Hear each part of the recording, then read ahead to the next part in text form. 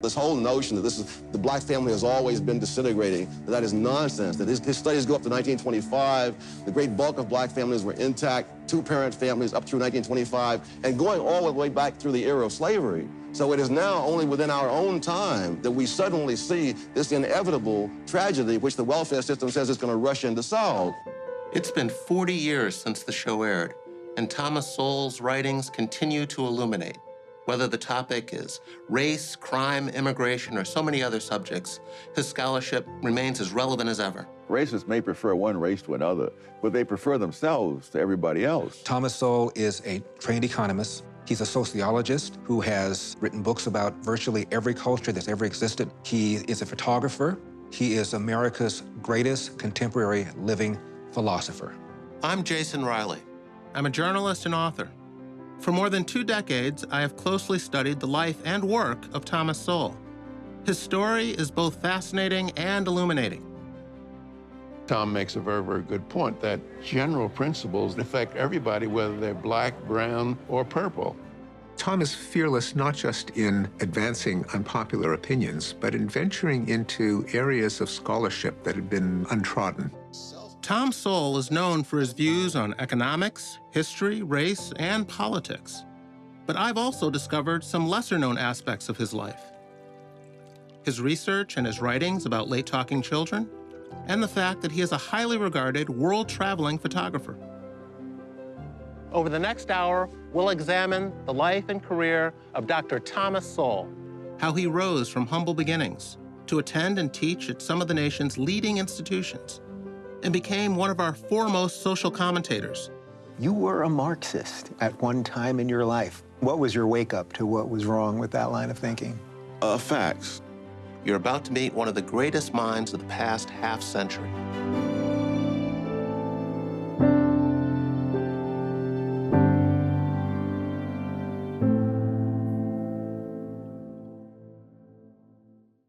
Funding for this program has been provided by L.E. Phillips Family Foundation, Robert and Marion Oster, the Lined and Harry Bradley Foundation, Incorporated, DKT Liberty Project, the Charles and Ann Johnson Foundation, Chris and Melody Roofer.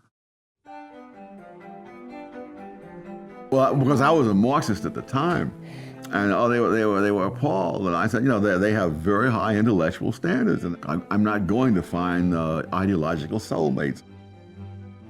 I was still a Marxist. I took a summer job in the government, intern in economics, and it was seeing the government from the inside that turned me around. The vision of the left, and I think many conservatives underestimate this, is really a more attractive vision in itself. The only reason for not believing in it is that it doesn't work. But you don't see that at the outset. If all you're looking at is just a theory. If the world were the way the left conceives it to be, it would be a better world than the way the right conceives it to be. It just happens that the world is not that way. For me, Thomas Sowell is that rarest of species, an honest intellectual. He spent a career putting truth above popularity. He's explored the answers to questions others were afraid to even ask. He's followed the facts where they lead and accepted the findings, however unpopular or politically incorrect. Thomas Sowell fervently stands by his well-researched beliefs, and he does not hesitate to let someone know if he thinks they're wrong. I've spent dozens of hours interviewing Tom, and hundreds more selecting stories he's told over the years to others, to help us understand what makes Thomas Sowell unique. Sowell's body of work is quite vast. It's covered everything from economics and history to culture, migration, and racial inequality.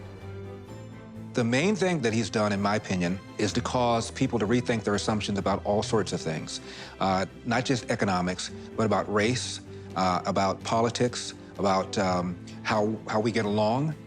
Tom is absolutely fearless. I mean, he's forceful in his opinions. He will not compromise any of his opinions for the sake of social politeness. How do you take the measure of a man, especially if he's someone who's impacted our thinking about politics and economics for more than half a century? Do you do it through his deeds or influence? Or by what he says or writes? Perhaps Dr. Martin Luther King Jr. said it best. The ultimate measure of a man is not where he stands in moments of comfort and convenience, but where he stands at times of challenge and controversy. The media, the television and the print media, they've wised up. You can't argue with Tom, so you might as well hide what he's doing. And that's what they're doing. They're just ignoring what he's written because there's no way that they can argue with Tom Sowell. What distinguishes Thomas Sowell's scholarship? First, intellectual honesty, asking the right questions, gathering the relevant data, and following the facts to their logical conclusion, even if that conclusion turns out to be unpopular. Second, the importance of incentives and the reality of trade-offs in addressing our social problems. Third, the belief that a group's upward mobility derives primarily from its development of human capital. And finally, Sowell has an abiding respect for social processes and existing institutions and the role they play in decision-making. So where did Tom Sowell's ideas come from? What formed the foundation of a man who would go on to become one of the country's foremost public intellectuals? That story began 600 miles to the south of Midtown Manhattan, more than 8 decades ago.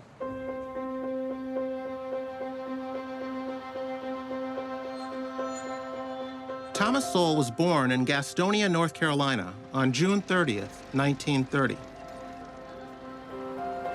The Great Depression was just getting underway. And like many blacks in the South at the time, his family had no electricity, no central heating, and no hot running water. Sowell's father died before Tom was born. And his mother, a maid, died in childbirth just a few years later. He was adopted by his great aunt and raised by her and her 2 daughters. So he was raised by 3 women. My whole career would not have been possible without the particular family in which I was raised, which was not composed of educated people. I mean, nobody in that family had ever graduated from high school, and most did not graduate from grade school. But they were interested in education, and they were interested in me. Tom was raised by a great aunt and her adult children. The family moved to New York City's Harlem neighborhood, a migration that exposed him to better schools and more opportunities than were available to blacks in the segregated South. My great fear is that a black child growing up in Harlem today will not have as good a chance to rise as people of my generation did, simply because they will not receive as solid an education in an era when such an education is even more important.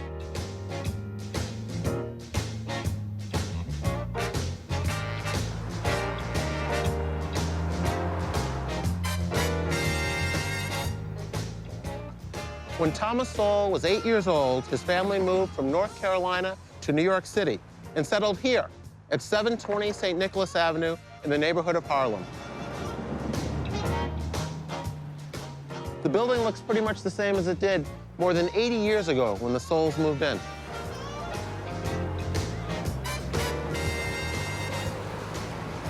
Young Tommy, as he was called, ventured out into a big city for the very first time. He rode double-decker buses and learned to cross busy streets, all by himself.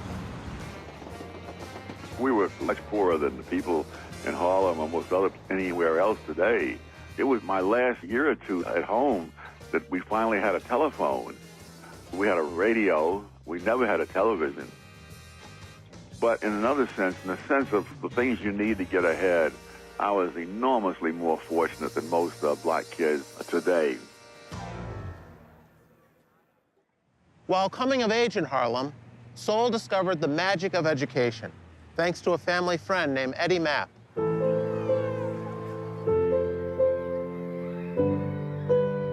In Harlem, there was a kid named Eddie that members of the family had run into before I ever arrived from North Carolina. He came from a highly educated family, and they immediately saw the implications if they could get him to mentor me.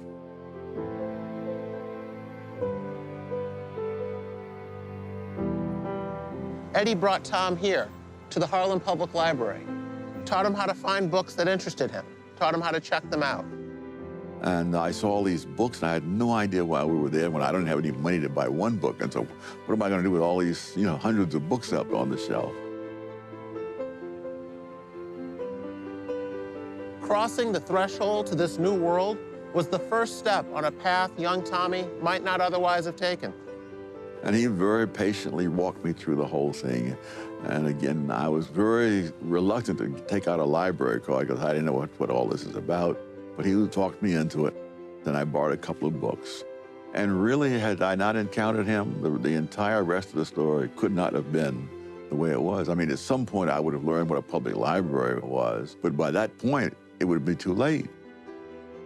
When you start getting in the habit of reading when you're 8 years old, that's a different ballgame than if you have to wait till you're a teenager and it's too late now. Thanks to that same friend Eddie, a young Tom Sowell was pointed in the right direction regarding his schooling. The grade school he attended in Harlem was a good one. But when it came time for junior high school, the one in Tom's neighborhood was not so great. When I finished elementary school and they assigned me to a junior high school in a very bad neighborhood, he told me that you can get transferred. And I got transferred to a much better school. Had I gone to that other school, again, the story would have been entirely different. He would become a firm believer in allowing parents to choose the best school possible for their children, whether it be private schools, religious schools, or even the option that sparks intense debate among lawmakers and educators today, charter schools.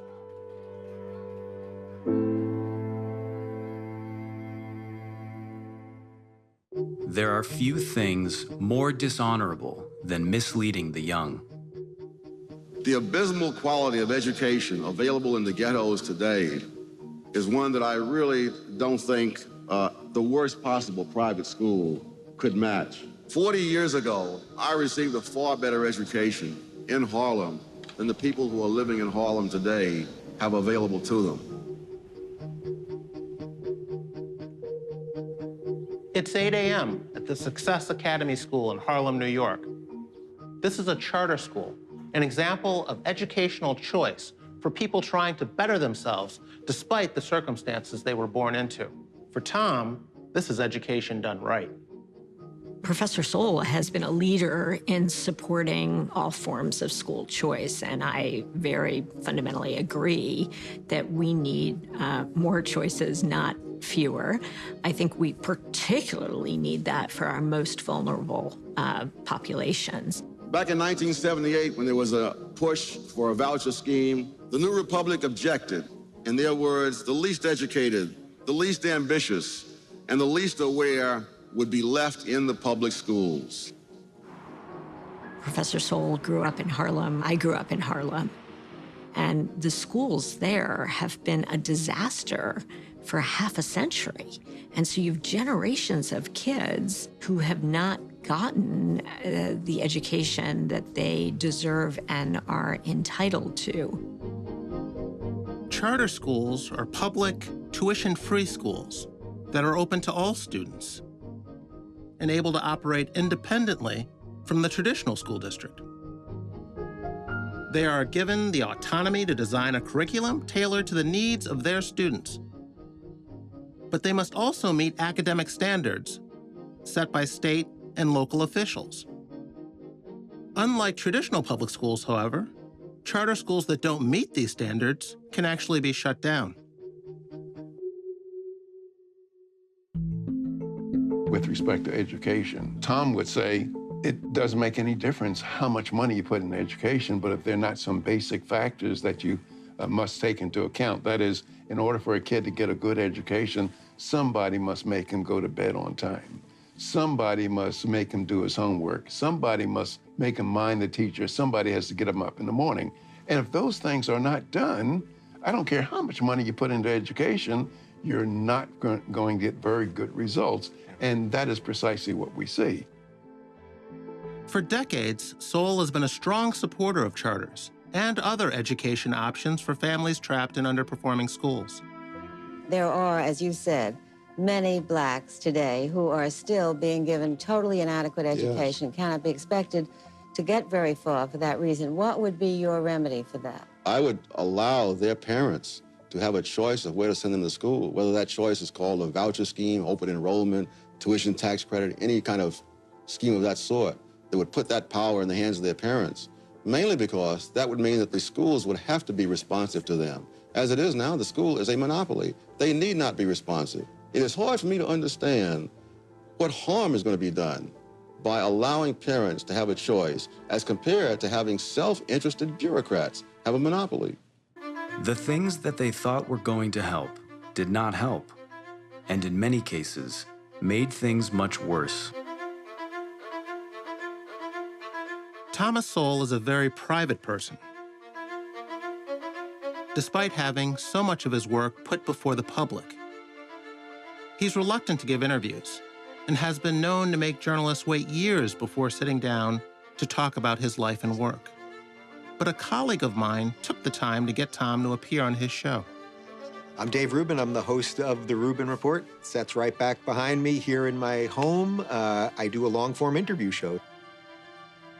Everybody was saying, you've got to talk to Thomas Sowell. You've got to talk to Thomas Sowell. And we tried for about 3 or 4 years to hunt him down. And finally, we were able to interview him. One of the things that I found out that was sort of amazing about your history, you briefly mentioned it right before we started. You were a Marxist at one time in your life. Most people will find this hard to believe, but it is true. But it's not that unusual. Most of the leading conservative thinkers of our time did not start off as conservative. You had a couple like Bill Buckley and George Will. But I mean, Milton Friedman was a liberal and a Keynesian. Ronald Reagan was so far left, at one point the FBI was following him. Do you remember sort of what you were thinking, what appealed to you at that time about Marxism? Yes, I mean, there was no alternative being discussed. I treated my interview with him as Thomas Sowell 101. I wanted it to be for the new generation of young people who watch YouTube, who listen to podcasts. My first job was as a Western Union messenger. So I would take the Fifth Avenue bus. It would go all the way up Fifth Avenue, past all these Lord and Taylor and all these fancy places.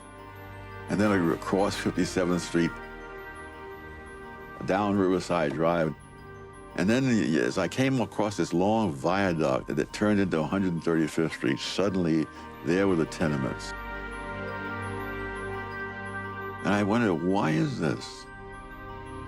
It's so different. And nothing in the schools or most of the books seemed to deal with that, and Marx dealt with that. There's an absolutely beautiful moment where I ask him about his own political evolution. So then what was your wake up to what was wrong with that line of thinking? Facts.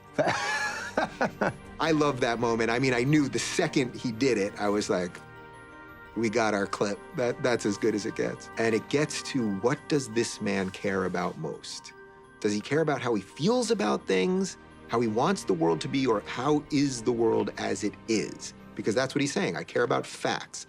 The world is a certain way, and now, using that as the baseline, we can try to figure out how to make things better.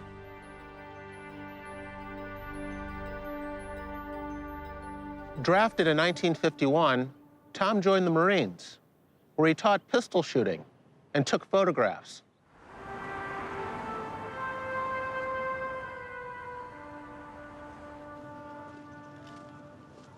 In fact, Sowell was part of the Marine Corps Combat Camera Division.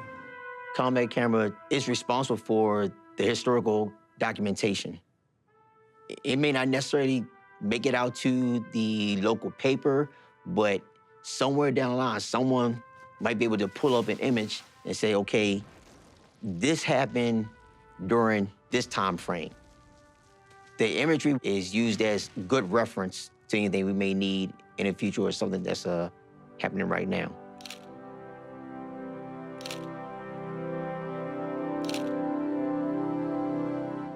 Although Thomas Sowell left the Marines long ago, his legacy lives on today with some members of the Combat Camera Corps, who as young men discovered Sowell's work. When I was a young person, I used to like to stay home from school occasionally, like to play hooky or pretend I was sick and stay home. But unlike most kids who'd, cut class and do whatever, I would watch videos of Thomas Sowell on Milton Friedman's show, Free to Choose, and he would just wipe the floor with people from the other side of the aisle that didn't seem like know what they were talking about. These were very smart people, but Thomas Sowell was so much smarter and so much more intelligent and so much more articulate that he would just make them seem like bumbling idiots, and I just thought that was awesome. When the private sector fails to create jobs at a fast enough rate, you find that people are unemployed and drift into needing help. I think it is overly broad to say that we turn people into helpless children. I don't remember talking to anyone who's ever been on welfare who didn't think they were being treated like children while they were on it. The lessons Sowell learned in the Marines would stay with him for the rest of his life, especially his love of photography, which would become Tom's artistic outlet while he pursued a life filled with studying facts and data. Photography did have connections to his vision of reality. Tom once commented to me that to be a photographer, you have to master trade-offs. All of the little adjustments that you fiddle with in the camera never involve making everything better or everything worse. It's a matter of trading one thing off to another. If you close down the diaphragm, then you get lots and lots of stuff in focus near to far. On the other hand, you're cutting down the amount of light. And a theme in Tom's work on society is that all policies involve trade-offs, and Tom often loses patience at people with sweeping visions. Here's how we can improve society. Here's a solution to a problem. And Tom points out in his political writings, there are no solutions, there are only trade-offs, just like photography.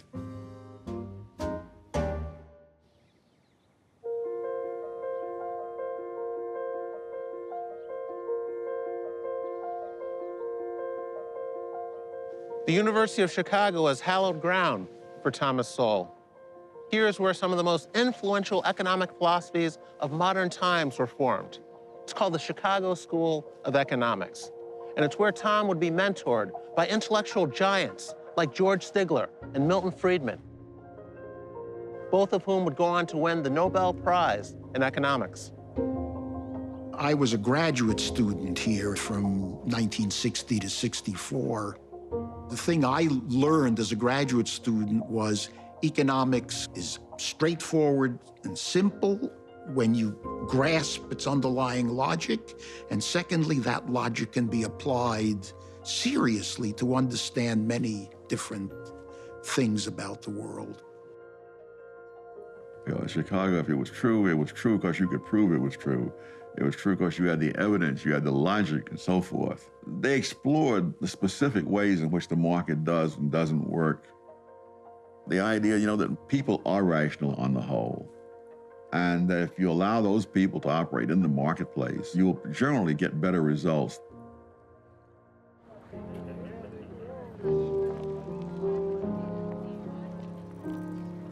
The Chicago School of Economics is where Tom says he understood the importance of discipline and the importance of getting hard data. In fact, he talks more positively about his experience at University of Chicago than at Harvard, where he says a lot of people, in his opinion, went on emotion. Tom was a Marxist when he took a course with Milton Friedman, and at the end of the course, he remained a Marxist.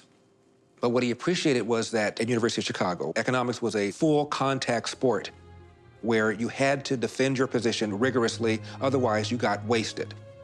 And so at least Tom Sowell said he came out understanding the importance of hard data. I was still a Marxist after taking Milton Friedman's course. But one summer in the government was enough to let me say, this government is really not the answer. I mean, that is... Milton Friedman didn't cure you, but the federal government did. The federal government did. So never say the federal government doesn't do anything. My first professional job, I was a summer intern at the U.S. Department of Labor. One of my biggest concerns was about minimum wages. At first, I thought, well, this is good because all these people are poor and they'll get a little higher income, and so that'll be helpful. And then as I studied economics, I began to see, well, there's a downside. They may lose their jobs completely, so that is that. When I was at the Labor Department, I tried to talk about that to them, and eventually I came up with some test of it. And when I came up with how we might test this, I was waiting to hear congratulations, you see, that I had this. And I could see these people were stunned. They said, oh, this idiot has stumbled on something that will ruin us all. And I realized the U.S. Department of Labor had its own agenda and interests. And that did not necessarily mean that whether poor people lost their jobs for minimum wages or got higher pay was their highest priority. Tom Sowell looked at the data, and the data found that minimum wage hikes cause people who are unskilled to lose jobs. He found out that people in the government didn't give a rip whether or not it worked or didn't work. They were simply implementing the policy. And that's what shocked him and caused him to begin to rethink lots of his assumptions. So it wasn't academia that caused him to become more conservative. It was real life working for the government.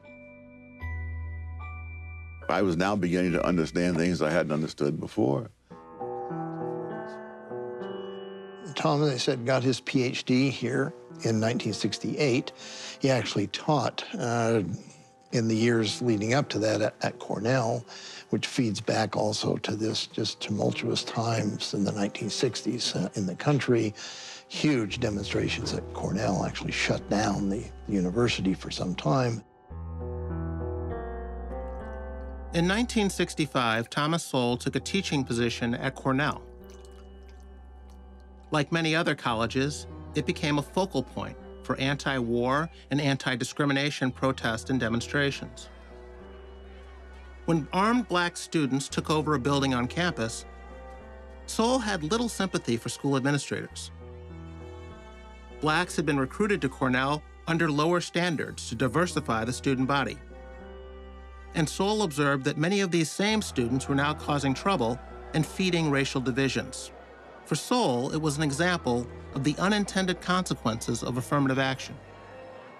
Tom's tenure at Cornell had a very profound impact on him, particularly surrounding the campus protests.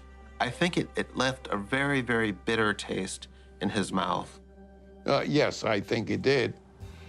He discovered that many black students at Cornell, their SAT scores were above the average, but they're having problems at Cornell. And that's when he first came up with the idea of people being mismatched. That is, black students who would do very well at other schools, but were recruited in the name of affirmative action to schools where they were in over their heads. The average black student at MIT is in the bottom 10% of MIT students in math, but he is in the top 90% of all American students in math. Something like 1/4 of all the black students going to MIT do not graduate. You're talking about a pool of people whom you are artificially turning into failures by mismatching them with the school. Tom had moved to UCLA to escape the turmoil at Cornell and then jumped into the turmoil at UCLA.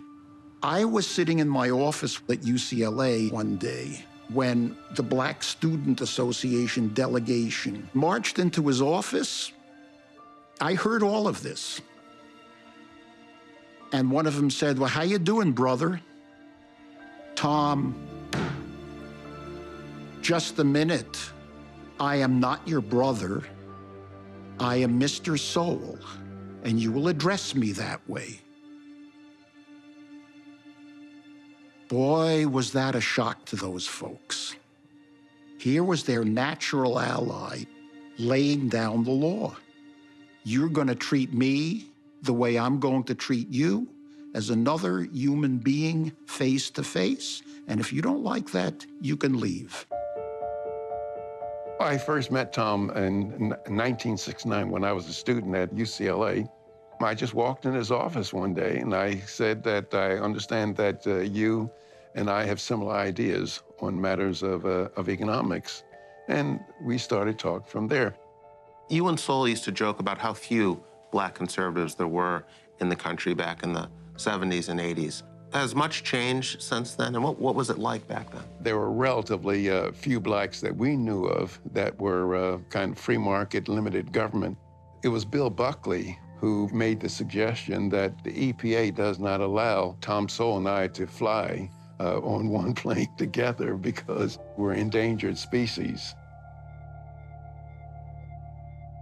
Tom's done something in his career that one of his mentors, Milton Friedman, felt was important to do also, and that is share his knowledge of economics with non-economists, with non-intellectuals. The true test of whether someone understands a subject, the true test comes when he can explain it to someone who does not know a darn thing about it. And Tom has the gift of being able to do that, to be able to explain potentially complex ideas in economics to the ordinary person. I haven't been able to find a single country in the world where the policies that are being advocated for blacks in the United States have lifted any people out of poverty. I've seen many examples around the world of people who began in poverty and ended in affluence. Not one of them has followed any pattern at all like what is being advocated for blacks in the United States. Many groups have remained in poverty for a very long time, trying to follow those patterns. At one time, black Americans did not have the constitutional guarantees as everybody else. Now we do. But because the civil rights struggle is over and won, and we're not facing the kind of gross racial discrimination of the past, does not mean that they're not major problems. I'm very sure that Tom would say that the 75% rate of illegitimacy among blacks is a devastating problem, but it's not a racial problem. It's not a legacy of slavery. The crime that I believe Tom would say as well, that the crime we see in many black communities is a devastating problem, but it has nothing to do with racial discrimination. If you have always believed that everyone should play by the same rules and be judged by the same standards, that would have gotten you labeled a radical 50 years ago, a liberal 25 years ago, and a racist today.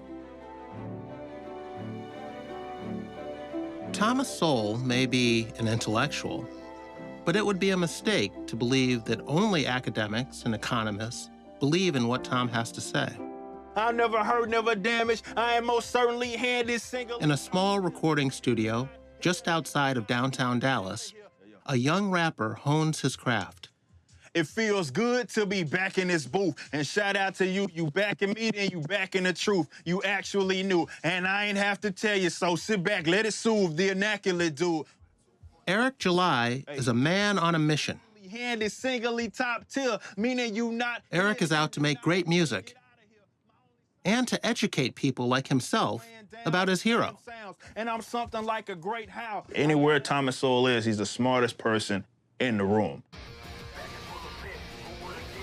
I would most definitely just tell him that he's been my biggest inspiration, hands down.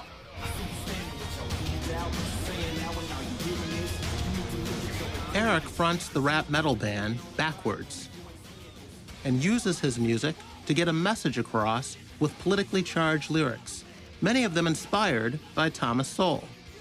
He has emerged as an influential young voice who is outspoken in his support for individual freedom and less government intervention.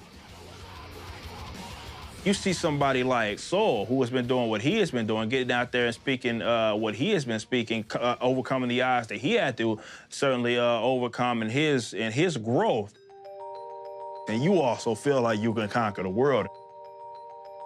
It just goes to show from a generational standpoint how he's been able to influence somebody, you know, like me. People probably tired of hearing me talk about it because I'm always referencing Thomas Sowell. People ask me, well, you used to be this. What happened? I'm like, well, that Enlightenment period, it had to do with Thomas Sowell. Most people have not recognized the fact that if you go back into the 20s, you find that a married couple families were much more prevalent among blacks then than today. As late as 1930, blacks had lower unemployment rates than whites. So all these things that we complain about and attribute to the era of slavery, those things should have been worse in the past than in the present. But in fact, they're worse in the present than in the past. And I think if you want to look for a turning point, it would be since the 1960s. And what happened in the 1960s? You began to have not only the welfare state, you began to have the mindset that goes with the welfare state, so that there was no stigma any longer attached, for example, to being on relief or welfare. Those topics of welfareism and how they have affected black communities and black families, it's tough. It's a hard pill to swallow. Just how welfareism does incentivize people to fail. It's the state saying that so as long as you fail, you'll get this money.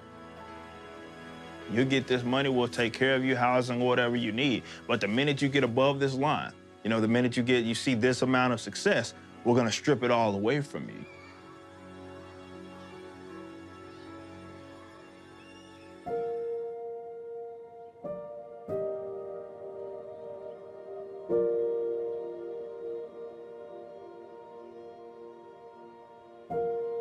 In 1980, Thomas Sowell came here, the Hoover Institution at Stanford University.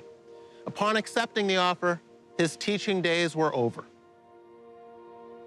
Thousands of students would miss out on having Professor Sowell as a teacher, but millions of intellectually curious readers would benefit from Thomas Sowell's work here.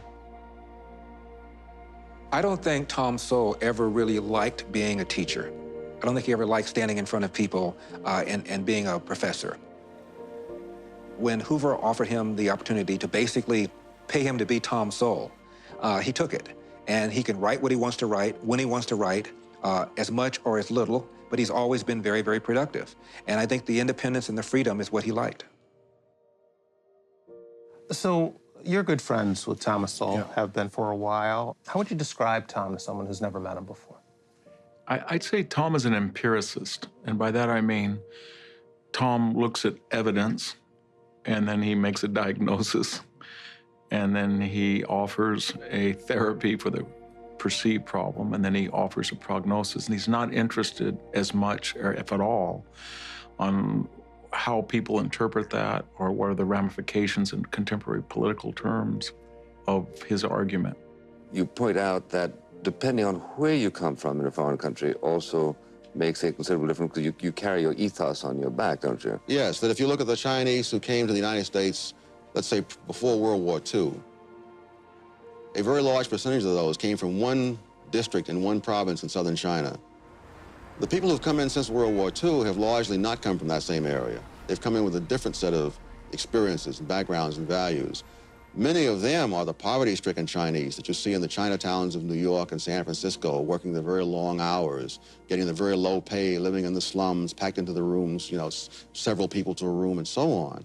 Again, it would be hard to make the argument that this is simply a matter of the way the American employer sees it. The American employer is probably totally unaware that there are two different kinds of Chinese. It's only the people who work with the data who make those separations.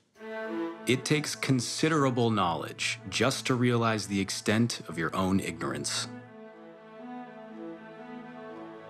Thomas Sowell may be an academic by training, but he is not one to rely solely on books. To gather material for his extensive writings on culture and migrations, for example, he became a boots-on-the-ground researcher who traveled the world. As an amateur photographer, he often documented these trips through the lens of his camera.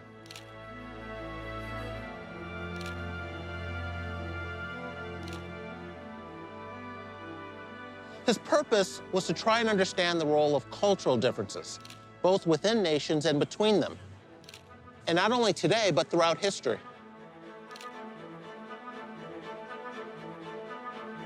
Sowell's travels led to pioneering studies and several books that detail the cultural patterns and development of different groups around the world. He went around the world and analyzed virtually every culture, present and past, to find out their strengths and weaknesses, why some survived, why some perished. One of Tom's discoveries was that much about the fate of different human civilizations and cultures can be explained ultimately by their geography. Too often, the influence of geography on wealth is thought of narrowly in terms of natural resources that translate directly into wealth, such as oil in the Middle East or gold in South Africa. But important as such differences are, geography influences even more profound cultural differences among the peoples themselves. Why did Europe conquer Africa instead of vice versa? Well, there are a number of ways in which civilizations become complex, primarily through the aggregation and exchange of ideas. Sophisticated cultures are ones that sit in the middle of a catchment area where innovations from other cultures can be aggregated in kind of greatest hits collections. And so geography that allows movement of people and ideas with rivers, with highways, intersections of highways, port cities tend to become more culturally sophisticated. A lot of his research, as you mentioned, has focused on why some groups excel and others do not. But that curiosity is not necessarily appreciated by a lot of people who seem to approach it from the standpoint that if a culture isn't rising, it's someone else's fault. Yes. Someone else is keeping them down. Or, if America is up here, it is at the expense of this group or this country or this region. He doesn't take that approach. What Tom did when he talked about comparative cultures, he went to this quite narrow and unheralded group of scholars that talked about economics, and then he took that data, superimposed it onto history questions.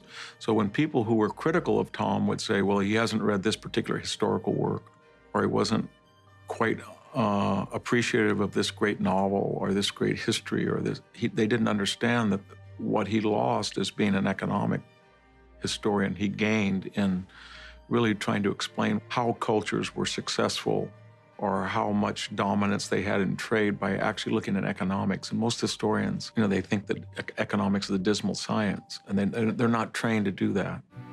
The first lesson of economics is scarcity. There is never enough of anything to fully satisfy all those who want it. The first lesson of politics is to disregard the first lesson of economics.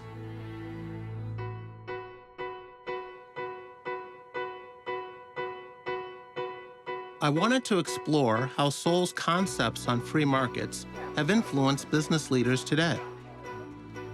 A perfect example can be found in Salt Lake City, Utah, at Overstock.com, one of the most successful online retailers in the world. Aaron Hunsaker, an Overstock employee, has been heavily influenced by Thomas Sowell's ideas. He credits much of its success to the free market economic principles championed by Thomas Sowell. I discovered Thomas Sowell like every good thinker discovers things in the modern day on YouTube. I was watching a Milton Friedman video and I see Thomas Sowell speaking with Milton Friedman. And I was like, wow, this guy is really, really smart. And he gave a real rigorous, as rigorous as you could be on TV, but a real rigorous answer to a question. I really appreciated that. And I just kind of went down the YouTube wormhole with Thomas Sowell. And then I saw that he'd written 10 or 1,000 books or something like that. He has tons of books. And I just started to explore him. And the more I explored Thomas Sowell, he talked a lot about incentives in institutions, government institutions. I come from kind of a punk rock hardcore background, and I had an incentive to be more left and angry because it makes better music. You don't hear a whole lot of music about, oh, well, if I work really hard and we base it off meritocracy, things will be great. But upon kind of digging into Thomas Sowell's thought process, I realized that it's far more punk rock to base things off of individual freedoms and thought. I see him as someone who has constantly strived to be consistent. And to those that want to be consistent, you have to study geography, you have to study history, you have to study political philosophy, you have to study journalism, you have to study all of these subjects as a whole and see how you can put together a view that makes them consistent with each other. That's why I think Thomas Sowell is so well versed and such a Renaissance man. I grew up in an era when people, particularly blacks, were a lot poorer than today, faced a lot more discrimination than today, and in which the teenage pregnancy rate was a lot lower than today. I don't believe there is a predestined amount of teenage pregnancy, a predestined amount of husband desertion. Gutman has done a study of the black family, showing that this whole notion that the black family has always been disintegrating, that is nonsense. Some things are believed because they are demonstrably true, but many other things are believed simply because they have been asserted repeatedly. In the 1990s, Sowell took up a new area of research, the phenomenon of late-talking children. For Tom, it was personal. I met Tom Sowell through language. I am a cognitive scientist. I study language. I wrote a book on language.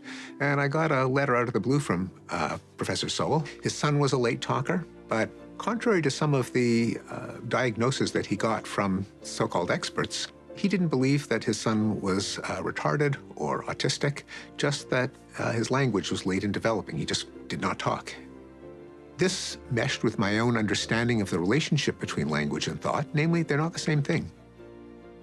So I wrote to Tom saying, your intuition about your son is consistent with my understanding. Tom Sowell sought out answers. Eventually, his son, John, not only began to speak, but to excel. Sowell wrote about this remarkable journey in his landmark book, Late Talking Children. Tom discovered that there was a syndrome that many famous scientists, engineers, mathematicians would also have acute spatial ability and numerical ability, but were late in developing the ability to speak. One of those impacted was Los Angeles-based writer Jennifer Van Laar, whose own young son, Sam, wasn't talking at all. When Sam was about 18 months old, he wasn't really talking. He just babbling, no word that we could make out to be an English word.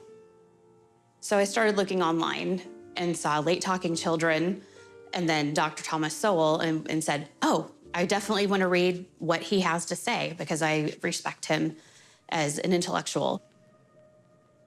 I had already noticed in Sam that he would build different block towers with different patterns repeating over and over. He would have movies that he just loved watching over and over, and one of them was Charlotte's Web, and another one was Shrek. And so I would come and find ABC blocks on the floor or on the refrigerator, spelling out, and even write out Lucasfilm, which is pretty big for a 3-year-old to be able to do. So the fact that Sowell's book talked about bright children, I thought, I don't think he's dumb. Let's look into this. So I went to go see Dr. Camarada to get an evaluation. And they gave us a full plan of what we could do to help him to be able to acquire language and be successful in school. When Sam started piano and he had been so advanced in that first year, at the end of the year, they had a recital, and he still wasn't talking in more than one sentence, maybe two, but he got up and he introduced his piece, and it was Twinkle, Twinkle, Little Star. It made me cry. I sent the video of that to the Camaradas and said how proud I was of him and thanked them for the help they had given us, and they asked if they could send it to Dr. Sowell. Said, go ahead. And then they emailed back and said that Sowell had really loved watching the video of Sam.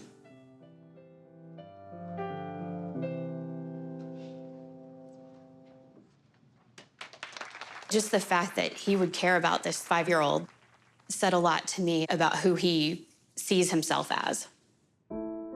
The course of history is determined by what people do with their opportunities. Sowell has written a great deal about the importance of human capital in a group's advancement, the development of skills and habits and attitudes in advancing a group economically. And a good example of what he's talking about can be found on 6th Avenue in Manhattan at the Steinway Piano Company.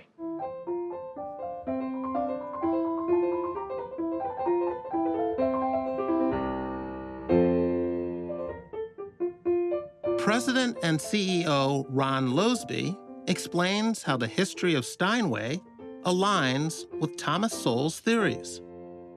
We still follow the tenet that Heinrich Engelhard Steinweg started the company with, and that is to build the best piano possible.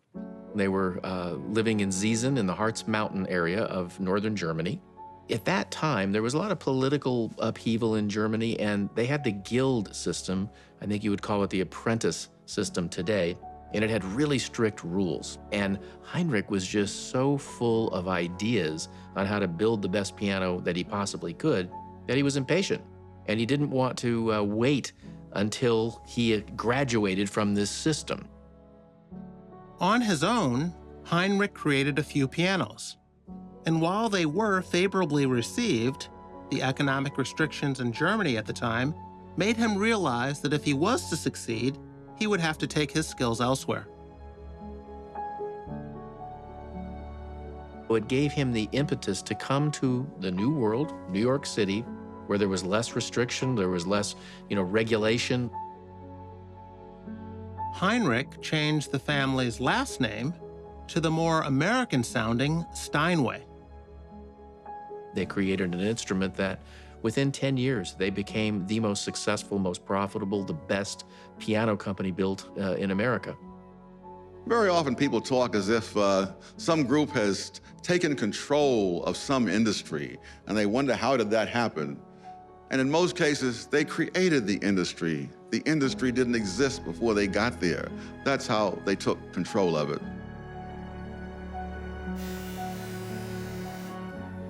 Heinrich's decision to relocate to America is a good example of one of Thomas Sowell's core beliefs: that individuals carry with them their skills, no matter where they go, and can succeed if permitted to do so without cumbersome government regulations. It's amazing how much panic one honest man can spread among a multitude of hypocrites. Listen to this list. The Thomas Sowell Reader, 2011. Intellectuals and Race, 2013. A new edition of your classic work, Basic Economics, in 2014. Wealth, Poverty, and Politics, 2015. And now, 2018, Discrimination and Disparities. And do you know what I just did? I just listed the books you've published since turning 80.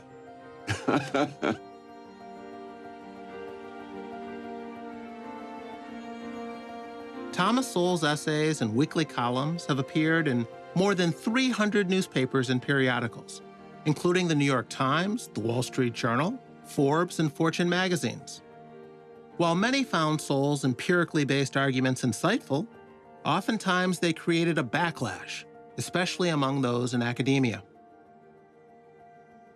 You once told me that Tom's not interested in making people happy or angry. He's interested in telling people what the data show.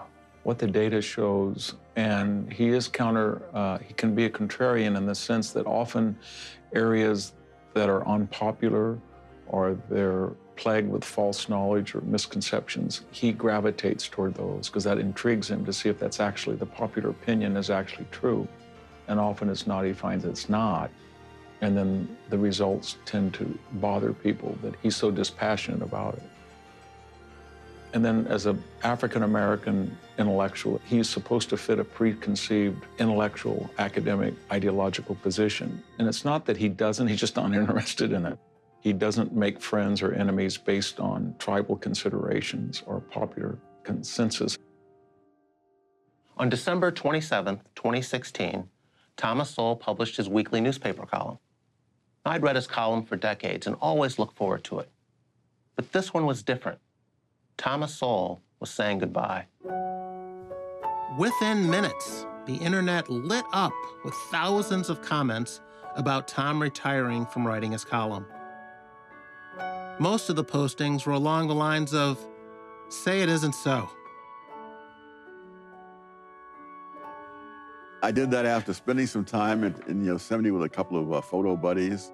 And I realized that in those 4 days, we hadn't watched a single news program. We hadn't seen a single newspaper. I said, this is the life. I don't need to be watching because most of the foolish things that are said on these programs were said 20 and 30 and 40 years ago and refuted 20 and 30 and 40 years ago. By you, quite often. But you're happier when you're not reading the news. Absolutely. But at the same time, you're also happier when you're working on a book. Yes, when I can go out there and get the hard data and find out what's really happening. In dozens of books and numerous television appearances and thousands of columns, Sowell has championed his philosophy of free markets and personal responsibility while weathering the storms of challenge and controversy. Sowell has spent his adult life proudly sharing his political and economic beliefs. For some, he's a clear thinker full of common sense. Others say he lacks empathy. What no one can doubt is the courage of this maverick intellectual. If you could offer one sentence of counsel to some sophomore or junior who's watching this today. It's not over till it's over, as Yogi Berra said. And I would say to this young person, if we, through some miracle, get through this, please take to heart the lesson of what happens when you vote on the basis of rhetoric and symbolism and instead of using your mind. It doesn't matter how smart you are unless you stop and think.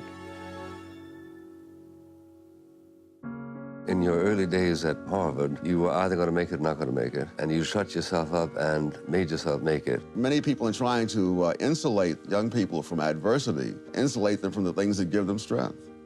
Thomas Sowell, Common Sense in a Senseless World is now available on DVD. For more information or to order a DVD of this program, call 1-800-876-8930 or visit www.freetochoose.net. Funding for this program has been provided by L.E. Phillips Family Foundation, Robert and Marion Oster, the Lynd and Harry Bradley Foundation, Incorporated, DKT Liberty Project, the Charles and Ann Johnson Foundation, Chris and Melody Roofer,